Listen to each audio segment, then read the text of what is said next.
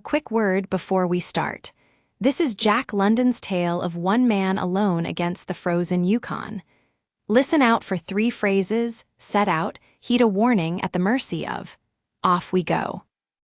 The man was a newcomer to the Yukon in the far north of Canada, and this was his first real winter there. At dawn, he set out alone, leaving the main trail to follow a small side path through the snow. He meant to reach a camp by evening, where the other men were waiting for him with a hot fire and a warm meal. The day was clear and gray, with no sun at all. It was cold, colder than 50 degrees below zero, so cold that his frozen breath hung in white crystals on his beard. But the man noticed the cold only as a simple fact, a number and nothing more. It did not make him think, not even for a moment, about how small and fragile a human body really is against such terrible, patient weather. Behind him, a big native husky followed, step for reluctant step. The animal did not want to be out in such weather. Deep in its instincts, it sensed something the man could not. This was no day for traveling.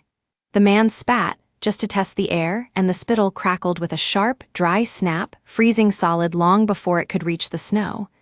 Spit behaved like that only in the very deepest cold, far colder even than he had guessed. He was mildly impressed, but not the least bit worried. He also remembered the old-timer at Sulphur Creek, who had warned him never to travel the Klondike alone once the cold dropped past 50 below. The man had only laughed at the old man's caution. Even now, walking on, he would not heed that warning. He would not truly listen to it, and he would not turn back. Somewhere deep inside, a quiet voice told him the old man had been right. Traveling alone in such cold was foolish. A part of him knew it. And yet, against his better judgment, he walked on by himself anyway, doing the very thing he sensed was unwise. He was careful, at least, about the hidden springs.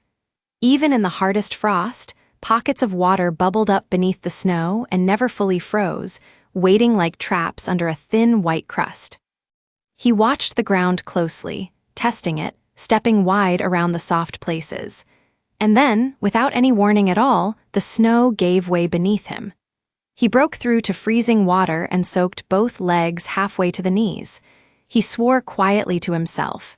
It had happened, the one thing he had been trying so hard to avoid. Let's pause and look at 3 phrases from the first half of our story. First, set out. To set out means to begin a journey, to start traveling toward a place. Our man set out alone at dawn into the freezing cold. Try it yourself. We set out early in the morning. Second, heed a warning. To heed a warning means to listen to it seriously and then act on it to change what you do because of it. The old-timer gave him good advice, but the man would not heed the warning. If you heed a warning, you stay safe. If you ignore it, you may not. And third, against his better judgment. You use this when someone does something even though, deep down, they know it is unwise. He traveled alone against his better judgment. A part of him knew it was a mistake, and he did it all the same. 3 useful phrases. Say them with me if you like. Set out, heed a warning, against his better judgment. Wet feet in cold like this were no small thing. The man understood at once that this had become a matter of life and death, a situation where his very survival was now at stake. If he did not dry his feet quickly, they would freeze, and a man with frozen feet, miles from camp, might never make it in alive. So there was no time to lose. Calmly, he set about building a fire. He gathered dry twigs and small branches from around him, and with careful fingers he struck a match and coaxed a tiny flame to life. The fire caught. It grew, small but steady, and he began to feel the first faint promise of warmth. He fed it patiently, twig by twig. For that one bright moment, everything seemed as though it might, after all, be perfectly fine. But the cold had been working on him all the while. His fingers were already stiff and clumsy. Slowly, he was beginning to lose all feeling in his hands. And here came his one fatal mistake. He had built his little fire directly beneath a great spruce tree, and to feed it he had been pulling twigs from the branches just above. Each tug shook the tree. High overhead, the branches were loaded with weeks of heavy snow, and now, with a soft, dreadful whisper, the whole white load came sliding down. It fell straight onto the flames. In an instant, the fire was smothered, buried, and gone. Where warmth had been, there was only cold, wet snow. The man sat and stared at the black, dead spot where his fire had been. He would build a second fire, out in the open this time, well away from any tree. But now his hands would barely obey him. His fingers were so numb that he could not feel the matches at all, nor hold a single one. In desperation, he clutched the entire bunch of matches in both stiff hands and scraped them against his leg. They flared all at once.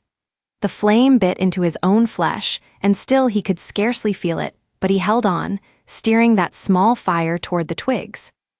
For a heartbeat, it almost caught. Then it guttered and died. Fear rose in him now, cold and wild. He fought hard to keep panic at bay, to stay calm and think clearly, but this time the fear won. He staggered to his feet and began to run along the trail, running blindly toward a camp still far, far away. He ran until his breath tore at his chest and his legs would carry him no further.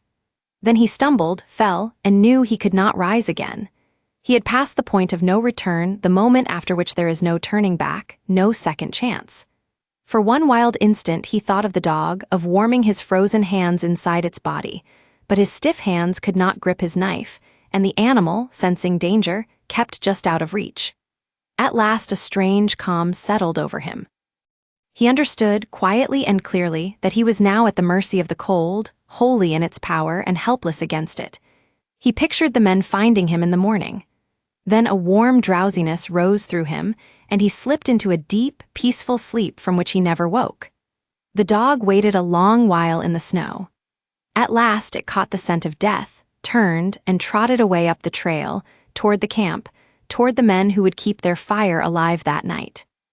Now let's learn the last 5 phrases. A matter of life and death means an extremely serious situation, one where survival itself is at stake. Wet feet in that cold were a matter of life and death. Next, lose all feeling. To lose all feeling in your hands is to go completely numb, to stop being able to feel anything. His fingers lost all feeling in the terrible cold. Then, keep panic at bay. To keep panic at bay is to stop fear from taking control of you, to hold it back and stay calm. He tried to keep panic at bay, but in the end the fear won.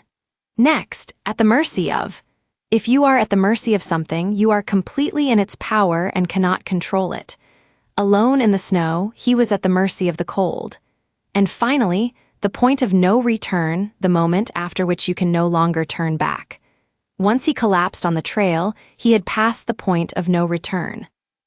So there is our story, Jack London's famous tale of one man against the cruel, indifferent cold of the Yukon. He set out alone, would not heed a wise warning, broke through the ice, and lost his one saving fire to a fall of snow.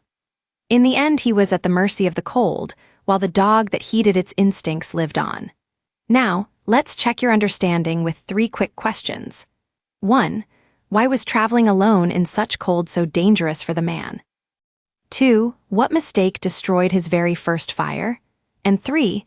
Why do you think the dog survived when the man did not? Pause the video and answer in your own words, out loud if you can. Then share your answers in the comments. I always love reading them. Thank you so much for listening all the way to the end. Stories like this one are one of the very best ways to grow your English, naturally, gently, and without any stress at all. If you enjoyed To Build a Fire, stay right here with me. Our next story carries you off to another corner of the world, where one small decision changes everything. Tap that subscribe button so you never miss a new episode, and let the next story begin to play. Keep listening, keep learning, and I will see you very soon in the next one. Goodbye for now.